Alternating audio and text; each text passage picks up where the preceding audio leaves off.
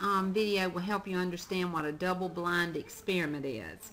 And this is looking at a new allergy drug, and a pharmaceutical company wants to test the effectiveness of a new allergy drug.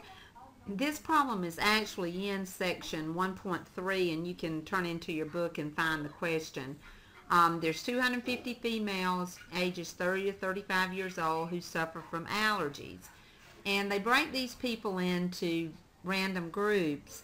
And one group is given the new allergy drug, and the other one's actually given the placebo, but it looks exactly like the new allergy drug. After 6 months, they look at the subject's symptoms and compare them and see, if there's a difference.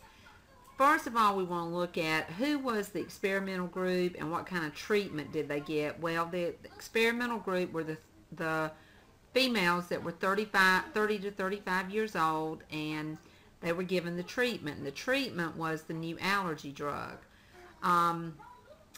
Identify a potential problem with the experimental design being used and suggest a way to improve it. Well, there would be a bias if the researcher knew which patients were given the real drug and which patients were given the placebo, so it would need to be secretive so that the researcher couldn't alter the results because they knew which group was which. So to do that, it would be best to have what they call a double-blind experiment. That would eliminate that problem, and a double-blind experiment decreases the placebo effect.